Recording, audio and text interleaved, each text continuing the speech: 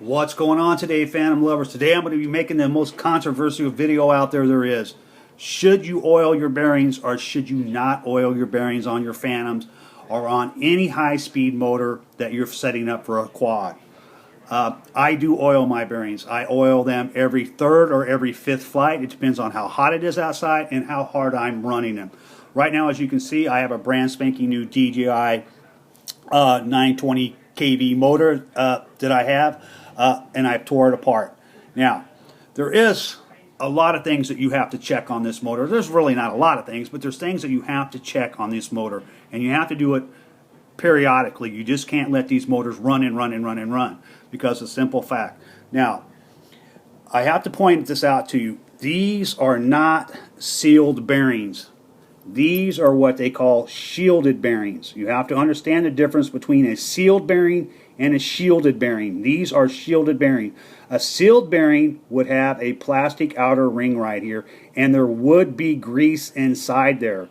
Now, you can't have grease on a high-speed motor. You just can't have grease in there. Now, the reason why you can't do that, as the bearing is actually spinning, the little balls inside there would actually be making like a wake, just like the front of a boat going through the water through that grease, and it would just slow the efficiency down on this motor. You can't have a sealed bearing in a high-speed motor. It's impossible. It just wouldn't fly. I'm sorry. I think a lot of people do know that. This is a shielded bearing. Now, if you look at this shielded bearing, now you can see, I'm going to stick this little screwdriver in this little hole right here. You can see that there is a little bit of play in between that. I mean, very little, just a few tenths of a thousandths in between the bearing and the inner circle there, or the inner reese right there. Now, that will allow you to drop oil down in between there and get oil into the bearing. Now, I do have a couple different types of oil. This is some DJI oil I bought from them, I don't know how long ago. It used to have a DJI label on it, but I took it off because it just keeps sliding off and fall off.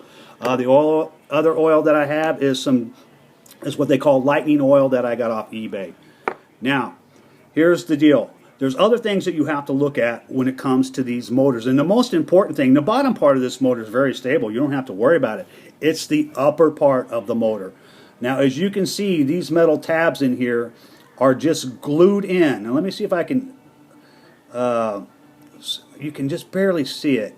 You'll see some shiny stuff right in between those two. It's hard for me. Let me see if I can just get it in a picture really good enough for you to see where it's at. But these pieces, there it is right there. See that shiny piece right in between the two of these? That is glue. And these are just glued in. And if you overheat these motors, it causes that glue to crystallize. And these pieces, these little metal tabs here, can actually come loose. And if they come loose, if you have a quad or a Phantom, you are going to crash. That's all there is to it, or it's going to make a hell of a lot of noise before you can get it on the ground. You'll definitely know it. Or these could completely fall out. I have seen some motors that they've put so much glue inside here that it's actually rubbing on this piece of the motor. So one thing you want to do is just check that to make sure there's not a bunch of glue in there. And if there is, you definitely want to remove that glue with an X-Acto knife. Another very important thing I want to point out, when you have these high-speed motors like this, the props that you put on here have to be balanced. If they're not balanced, what happens is this outer piece will just shake and vibrate like all hell. And these pieces, these little metal pieces that you see here, are going to come in here and they're going to tear up the sides of these, and it's also going to tear that bearing up. So it's very important that you balance your props for these high-speed motors.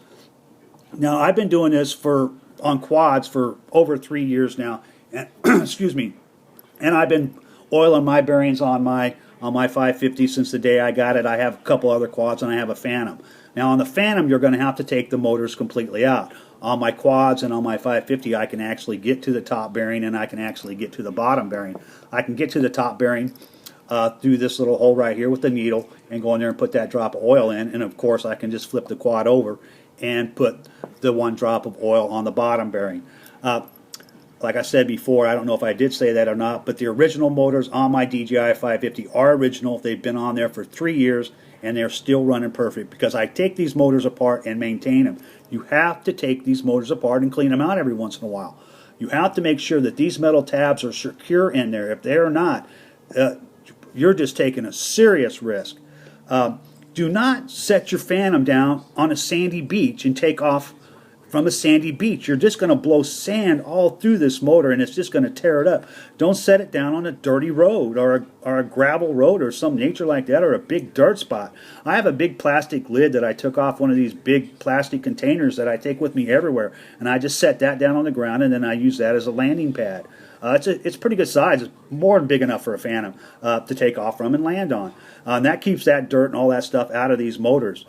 You do have to come in here every once in a while and take these motors apart and clean them out, because if you don't, sooner or later you're going to have a crash, and it's going to cost you way more than what, to repair the Phantom than it is to replace the bearings or replace the motor. Come in here and periodically check these. I check these. I take my motors completely apart on all mine. Maybe after about 25 to 30 flights, I'll come in here and pull them apart, make sure they look good. And if I see any major scarring here, or if one of these little tabs are loose, I will definitely replace that motor. Or if I'm seeing a lot of play right here in the bearing. But as you can see, let's see if I can't drop me a little drop of glue or a drop of oil on top of that bearing. Now all I'm going to do is I'm going to try to get it in here as close as I can to that inner circle.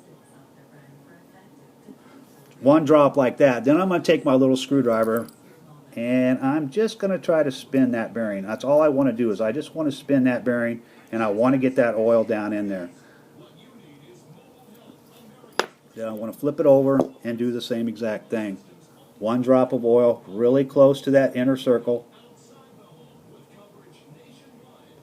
Just like that. Grab my little screwdriver, stick it in the hole, and spin it. Try to get that oil down in there.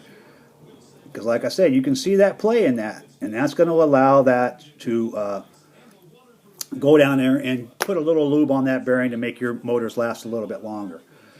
That's basically all there is to this. Now, the big question is, do you or do you not do it? Well, I do. Pretty much everybody I know that I fly with, we all oil our bearings. I'm constantly handing this out to people. Mike, let me borrow your oil. Whatever the case may be, I let them use it. Simple fact, I want their stuff to stay in the air. These motors can fly efficiently for a long time, and if you keep them maintained. There's no telling when one of these little metal tabs might come loose. So you always want to check your motors, tear them apart, and check them. So that's pretty much all I had for the day, guys. I hope you enjoyed the video. Okay, guys, there's just a couple more things I want to add on to this a little bit. I just thought about it, so I thought I would jump back in here and add this on. You have to remember that summertime is upon us now, and I live in the Midwest where it's flying well into 100-degree temperatures. And you have to remember that the Phantom 3 and the Phantom 4 can fly up to 23 to 25 minutes. My 550 and my smaller quads only fly for maybe 13 to 15 minutes, so I'm almost doubling the flight time with my Phantom. That's more pressure and more torture that we're putting on these motors all the time. So that's another good reason why to check them. And if you live out on the West Coast or the East Coast and you're out there flying in the beach, you have to remember that that's some salty air out there. And if you've ever lived on the West Coast, in which I have for 19 years, you know that if you live next to the beach or something and you own a car and it's not in good shape, it just rusts apart. So, it's the same thing you have to do. You have to check these motors for the same thing, flying out there in that salty air. So that's just a couple more things I just wanted to add into this. You just have to maintain your motors, and you will be in good shape. So we'll see you guys later.